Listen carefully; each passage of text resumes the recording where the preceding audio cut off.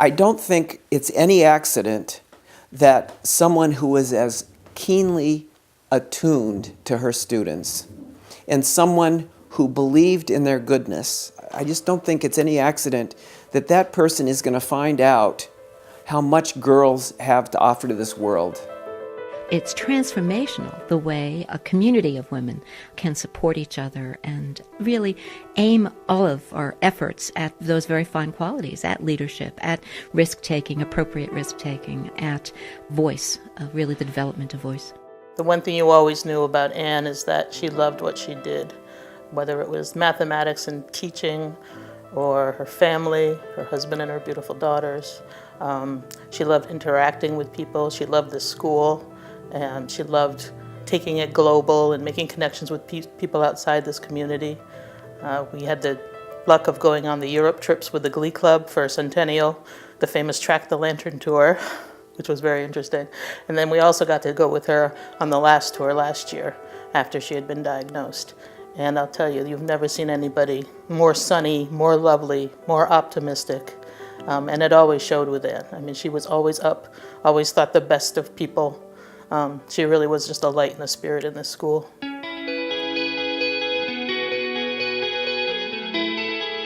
She was the most wise person to work for. A combination of her intelligence, her ability to problem solve, but yet her loving warmth and loving kindness and always wanting to find solutions that would make people happy, and to be conscious of people and protective of people and how we made decisions. Her unflagging support for the students and wanting to give them another chance. She somehow always knew the right thing to say that made you believe in yourself. You could go to her with any problem. Things that seemed, that you had thought about and you just could not find a solution. She always knew the right thing to say. Leadership is very, very different nowadays than it used to be, and I think everybody leads differently. What we've discovered is that if you grow into yourself, if you make best use of your qualities, of your personal qualities, that's really how you become a leader. It's all based in self-knowledge and self-confidence. A number of years ago, I was teaching Portrait of the Artist as a Young Man, the James Joyce book. And there's a moment in that book when Stephen Dedalus is very disillusioned by the Dean of Studies, a priest he previously admired greatly. And he becomes very cynical, as a result. Now he's older and he sees through all of those things he believed in when he was young. And the girls weren't really getting why that made such an impression. I said, girls, think for a moment. Think for a moment of Ann Pollina. Like if the whole thing, it was just a facade. It was just a show. Think if she got back home, she said, kicked back with a drink and said please, And the girls laughed. And then a minute later, one of them said, let's not think about this anymore. That's too scary. And just in that little moment, just that little thought experiment, their whole world sort of crumbled around them a little bit. Where they're like, no. Ann is real. If there's anything we can count on in this world, it's Ann. And I think that is what we all really felt. We arrived here at the same time. She was hired in May of 1972, and I was hired in June of 1972. The most remarkable thing about Ann, I think, was she often believed in me more than I believed in myself. And I think other people felt that way too. I'd go into her office and talk with her about whatever, and whatever doubts I had, self-doubts or whatever, just vanished. When I think of Ann Pollina, I think most of her smile. And the next thing I think of is how comforted I felt in the community with her leadership. Whenever we were in a meeting and it seemed like we had met an insurpassable abyss and we had discussed it, Ann would wait patiently, and at the end of the conversation, she would always speak up with a direction. It wasn't necessarily a solution, but it was a way to see through the issue, and that direction was always good, and it was true, and it was right. And her ability to see through to the essential moral justice of any problem helped all of us feel like we had a sense of moral duty and justice here, working with the community. And I miss that sense of comfort that she gave, knowing that she would steer our ship in a good and right and true direction.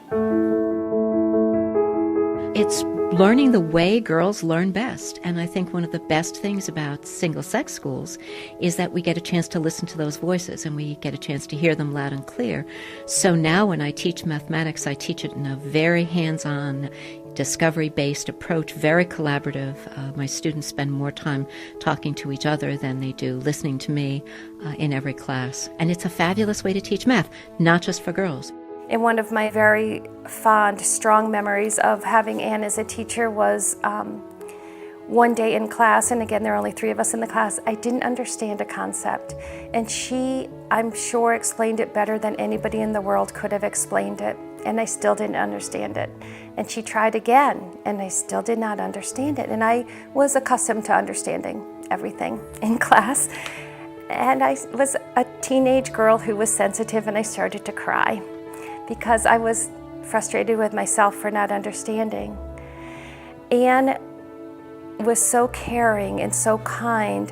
The next day when I arrived at school, there was a mail package slip in my box, and she had given me a plant with a little note, you know, expressing how sorry she felt that I was so upset. So she really was just, you know, in addition to being such a talented teacher, extremely thoughtful. Ann loved so much. She loved teaching, she loved math and science, she loved being a mom and a mom to all of these Westover girls. You know, she loved the Westover community, and she put everything that she had into all that she loved. And I think that's what made her such an amazing person, is that she gave all to all of these different areas. And how she did it, again, I don't know. And that's why she is so inspiring, because she gave 100% to everything that she did. When I think of Ann Pollina, the first thing that comes to mind is a class that I watched when my daughter was here, and Ann Pollina was her math teacher. And we went into the room, and it was set up in an unusual way. There were blackboards all around the outside of the room, all the way around, and all the students were sitting around those walls as well. And Ann it was an algebra class, and she showed a problem that was fairly complex projected on a wall. And she said, okay, like, how would I solve this? And you'd hear a few voices say, well, you would do this and this and this. And then she said, okay, let's go up to the blackboard. Everybody go up to the blackboard.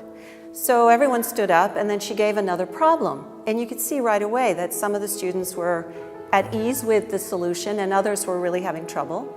And she could tell that standing in the middle of the room. So she pointed and said, okay, Lucy, could you please go help Sam here? Or could you please go over and help? And suddenly she had 5 or 6 teachers helping her in the room who could explain the problems to the other girls that were having a little trouble with it.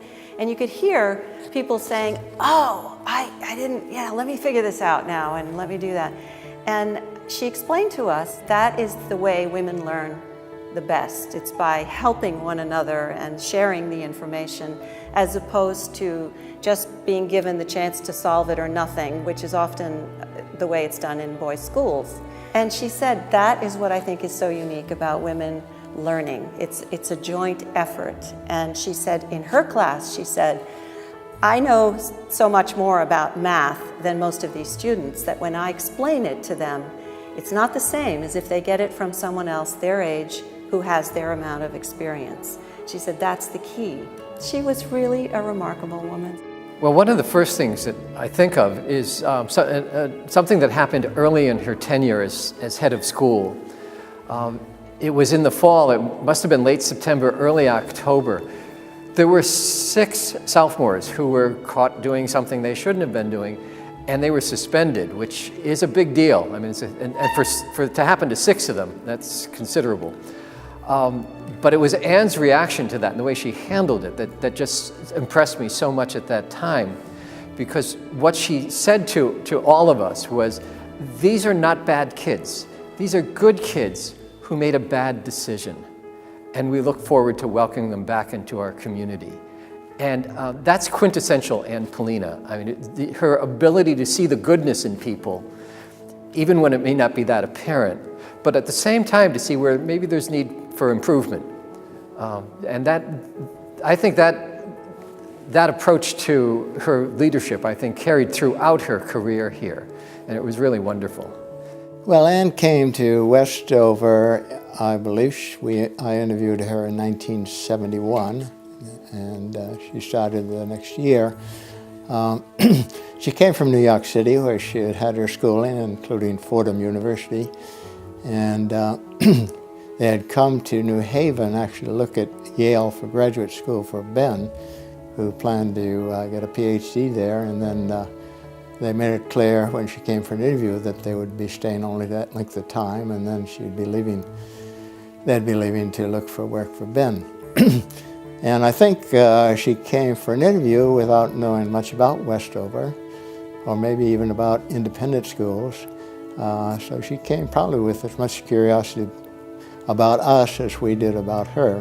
And there was no question that Ann was clearly qualified and got a most encouraging result from her interviews, especially with the students. The students thought she was, yes indeed she was, would be a superb teacher. We had a group of men came in to interview Westover faculty to get an idea of what sort of person they should hire to replace Joe Mulder. And I was one of the last ones they interviewed. And they said, well, what would you be looking for in the person who would be the next head? And I said, Ann Pollina. And they looked at each other. They both looked at each other and shook their heads. And I said, do you mean by that you've heard this before? And they said, yeah. That was it. That was the end of the search. Ann was one of those special people that that I think about a lot, really, in terms of the conversation, the advice, I often get to a point where I think, what would Ann do in this situation? Or how would she respond? She was an extremely good and patient teacher, and I don't mean classroom teaching only. I mean, in any conversation, there was an effort to explain.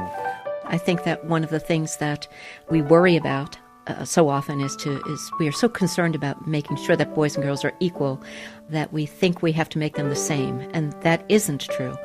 Those subtle differences that I think can be very, very helpful to both boys and girls when we recognize them in the classroom. It actually informs our teaching, makes us better teachers for everybody, strangely enough. She was first and foremost one of the most humane people I've ever met. I'm thinking of September 11th, 2001, the day of the Sandy Hook shootings, where Ann had the presence to respond to the community, to be a source of reassurance, be a source of strength, and to guide us in the right response as a community and as individuals. I was with her the morning that the plane flew into the towers at 9/11. And it was so confusing, and yet, she was so poised, and she maintained business at school, but also there was something larger going on, clearly, and she was tending to that, too. I think we didn't know the magnitude of it quite yet until the day unfolded. And then, personally, I've had some pretty, my family was in a head-on auto collision, and I was in the ER, and she called on my cell phone, and just that voice was just so reassuring and so comforting, and I knew there was someone there who understood me and had my back and cared. The next year I got diagnosed with breast cancer. I had some complications from that. She called me, same thing, just It's a thread of love.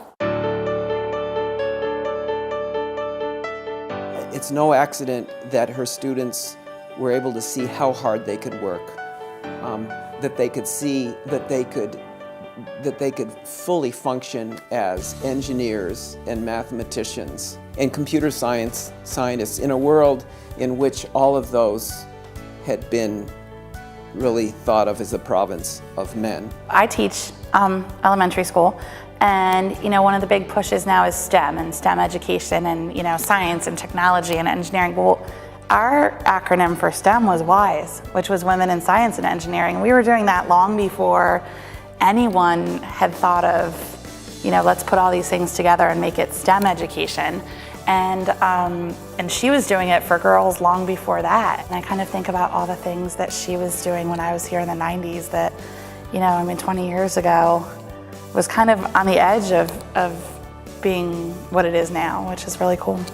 She took something that I didn't have any faith in myself for understanding and helped me feel actually empowered to go somewhere and do something with that. And I'm currently teaching high school math, so it ended up working out pretty well. But her inspiration and actually believing in me to be able to do that sort of math is one of the biggest reasons I'm doing what I'm doing right now. Everybody who met her just felt empowered to go on and do better things in the world. You felt like you were capable of doing more than you believed in yourself. My class had kind of a particularly rough college process. So she had everyone over to her house for ice cream sundaes, and everybody got to bring their rejection letters and burn them in her fire. And just that moment, like with my class and with her, seeing like making light out of something that had kind of crushed a lot of us, that was the epitome of Mrs. Pollina, making light out of everything.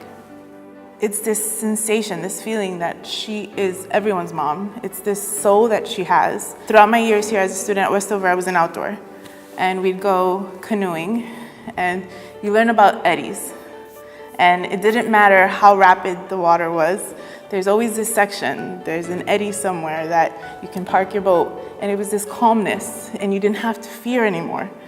And that's Miss Pollina. She was Westover's Eddy. Ann Pollina just exuded the most kind and patient person ever. I mean, I had her for math classes, and some of us in the class could be a little bit talkative, a little bit difficult, and Ann was always so patient and managed to kind of corral us and bring us together, and so supportive of our trials and our attempts and our failures, but she just exuded this sort of calm, welcoming nature, so you felt like it was all going to be okay. No matter what it was all going to be okay. So I think it's what gets me up in the morning, is the ability to walk into a school full of 200 plus kids who really care about making this world a better place, about leaving it a better place. And they're not just saying it, they're really thinking about how they will do it. She was kind, and she smart, and she was humble, and she didn't have an ego, and she allowed everybody to shine to the best of their abilities. And yet in doing so, she was like this ray of power and light, and really embodied what I think all of us hope Westover is and will continue to be. I said, Mom, I really wish I could have interacted with her more. If I was ahead of school, I could have had lunch meetings with her. And then she's like, Annie, you wouldn't have taken AP Chinese. You wouldn't have had your Chinese classes here without her. I said, what do you mean? And she said, well, Ann Pollina and I were talking about how much you love China, how much you love your Chinese classes, and it was Ann Pollina's idea, because of you, to get AP Chinese at this school. And I was floored. I didn't realize that. Ann Pollina did that for me, and it was the kindest gift she could have given me. I continued on with learning Chinese in college. I speak it now in my job, and it's something I started here. It's a passion I found, and it's now the center of my career and my life. I feel as if I think I want to say her reverence for teaching and her reverence for students and learning, maybe learning above all else, really impacted me a lot. She was one of the most well-read of our colleagues here, and there are many. And it was just, we had a wonderful relationship. One of the things that has, I've really admired her for is that when she became head, which was a very different role from being a colleague and a teacher, she was very private, but also very open and very warm. I mean, I don't know how she did it. I am just so delighted that for so many students here, she did not give up her role in the classroom, because I know that's what she loved. Walking into the head of the school's office could be kind of an intimidating sort of thing, like you're meeting the head of the school and how do you act, especially if you've never met them before, but she put you at ease the second she started talking. There was something about the tone of her voice and the way that she spoke to people that immediately felt you calm and at home. And that was something that I felt right away when I came here, just immediately at home. Westover was her motto and her life motto, and she felt that her mission was to empower every individual that came through here to do what they felt like they could do best for themselves, for the world, for, for everybody. And so she really made a point when she talked with you to try and get your views on things and what you wanted to do and empower you in your position to do the things that you wanted to do with that position. Ann was just simply brilliant and so insightful and really a change maker in girls' education. But I think the thing that I remember most fondly about Ann is her ability to really just be one of the gang. And she never expected any teachers to do anything that she wouldn't do herself. And really fond memory that I have of Ann is when she came to school dressed as Darth Vader on May the 4th a few years ago. One of my really favorite memories of her. I was so proud of her that day to just be able to laugh at herself. It's really quite a quality that not a lot of great leaders, are great leaders, but they're not always able to laugh at themselves. And Ann was really able to do that in a way that just made everybody respect her and love her even more. Often I'd go to her with a dilemma that I wasn't sure how to handle it. And usually within 2 minutes of talking with Ann, she would come up with a solution or an idea or two. And you'd walk away from that meeting asking yourself, well, why didn't I think of that? I would say this particular generation is the one that for me, we always talk about wanting to make sure that they're fearless looking at the big problems of the world. And if I had to tag them with a line, that would be it. I think that I'm really seeing a kind of optimism and a kind of belief in the future, despite the craziness of the economic climate right now and everything else. They really are, I think, starting to see change. She was a presence.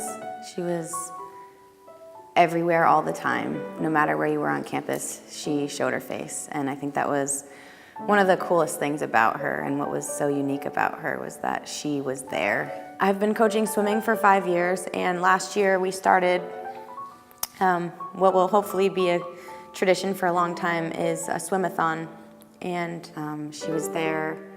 We raised money for the Wounded Warrior Project, and the girls got pledges to swim laps, and for our swimmers, their heads are at the bottom of the pool and their faces are down looking at that blue line the whole time, and so most of them had no idea she even came.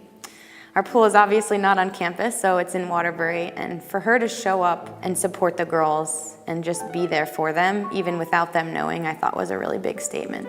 And some of them did look up and they noticed that, wow, Mrs. Pollina's here, and my response was, of course she's here.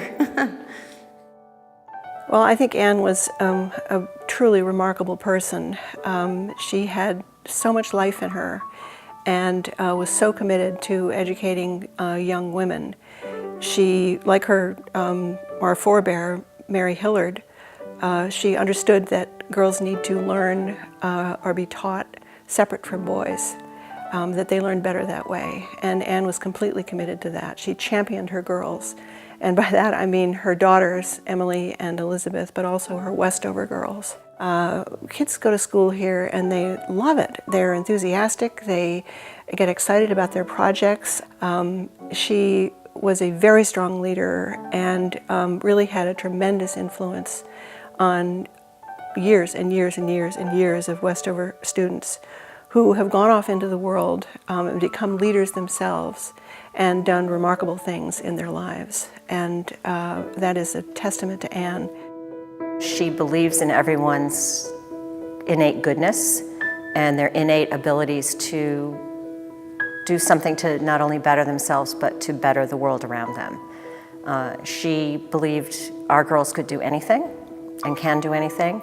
And just seeing the number of alums who've gone off and made the world a better place, I believe Ann is a lot of the inspiration for that, because she taught them that here. She lived that by example of the things she did.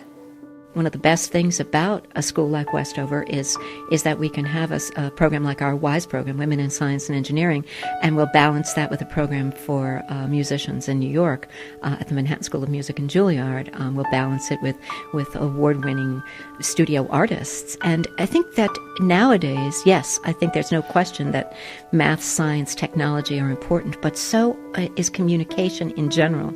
You know, it used to be the 3 R's, reading, writing, and arithmetic, and now in schools, I think it's the 3 C's. It's communication, it's collaboration, and creativity. I'll add a 4th C, character. I think that's those are the things that we really need to be aiming ourselves at, for this group of kids. It's a very different world out there. I think in the next 20 years, we're going to see technology change things even more dynamically than it already has. And you just underlined it, creativity. The ability to look at problems in different and unusual ways is going to be what this generation needs. One of the things that my wife, Allie Hildebrand, also teaches at the school, and one of the things that she grappled with when we had our first child 5 years ago was, am I going to take time off? Am I going to continue to sort of trying to teach part-time, or am I going to stay on full-time? And Ann didn't even hesitate and said, Allie, you have to be a model for these girls. You can't not teach. You're too good at this. And so she said, you have to model for these girls that you can be a professional and be a mother at the same time. And I think that that sums up sort of what this community is all about, is it's home, it's family, but it's also school. And we're modeling for the girls always, at every point in time. And so, yeah, that generation with the Pollinas and the Hungerfords and the Hallorans and so many more, Burbanks,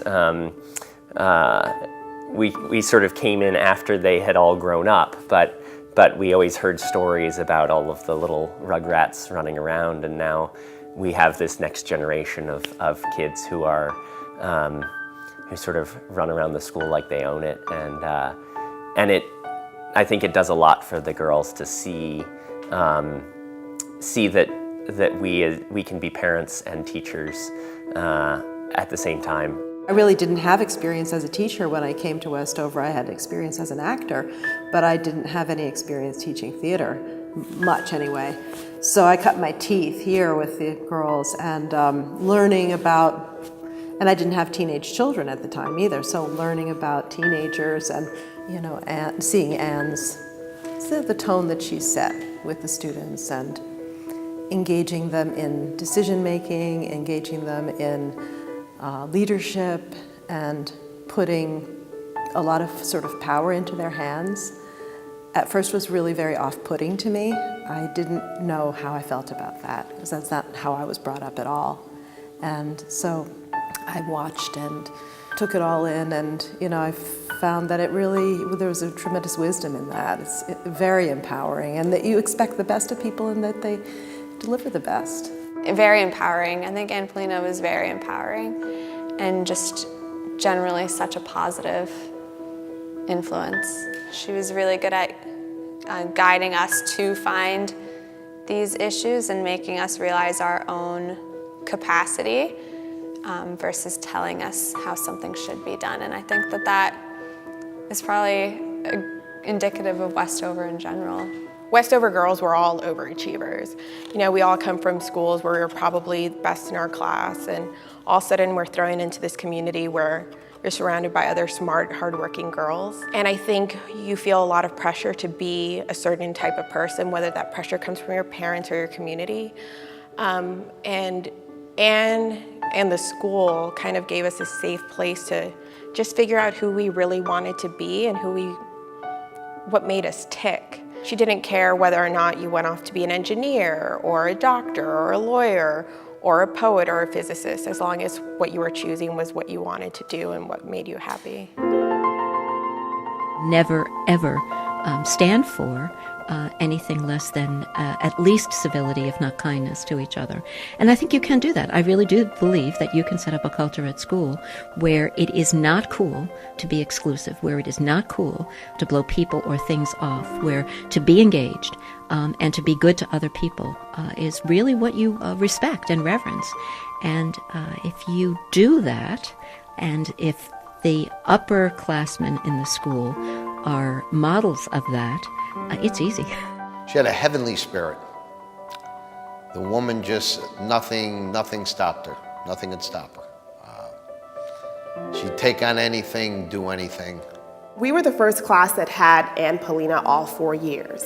And what Ann Pollina taught me was that you can be a caring person who also wants to pursue high goals, that you can also be really good in math and science as a woman. Westover is helping to put forth great women engineers and scientists, and that the sky was our limit. I remember her telling us that. She was a mother to many and a role model for others, and just an incredibly warm and giving soul. It was, you know, it was a natural fit for this place.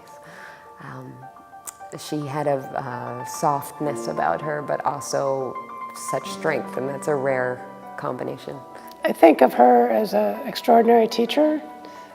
She was willing to spend hours every day after class helping anybody who needed it. She had 8 different ways to explain every math problem, enough so you finally would understand it. And she had the patience of a saint. I think she had a way of making everybody feel valued, no matter who you were, and that everybody had a role in this community, and that, you know, we were really part of something much bigger.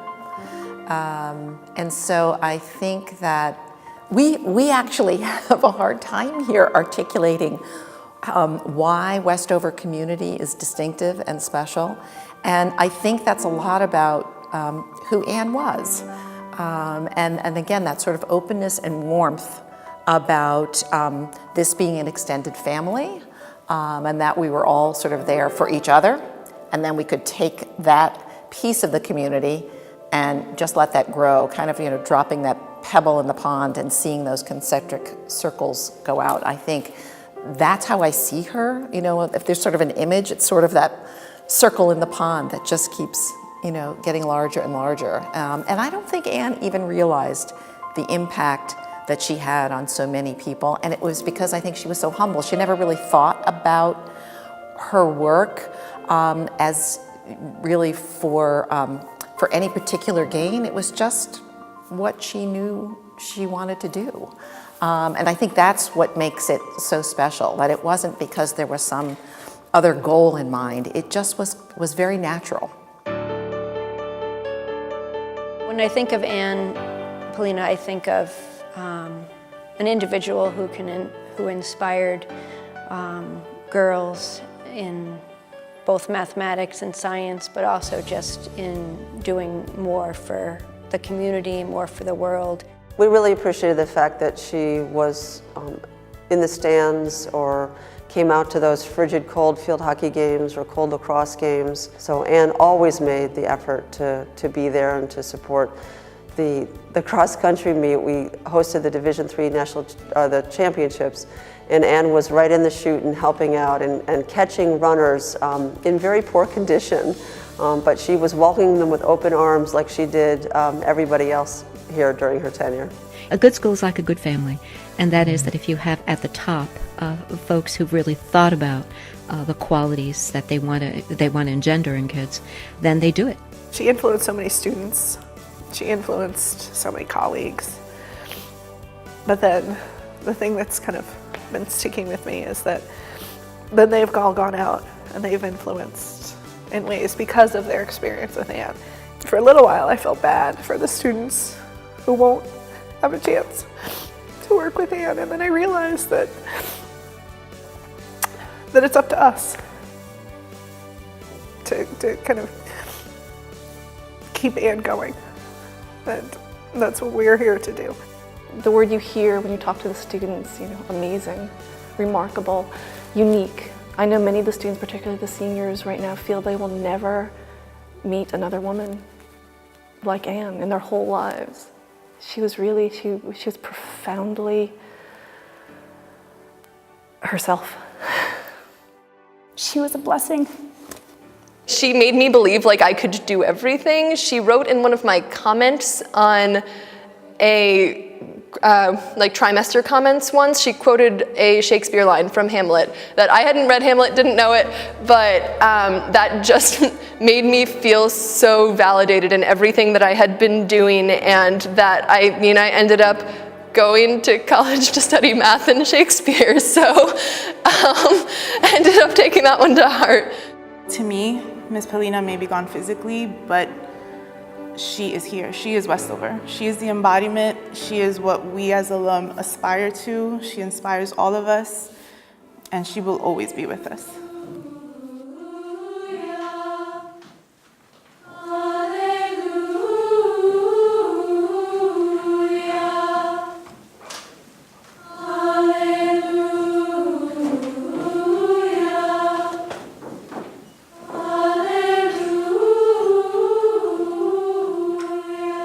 "100 years of inspiring women" is what we like to say, and that's really true. There's nothing new about what I've told you before about really having girls there who care about changing the world.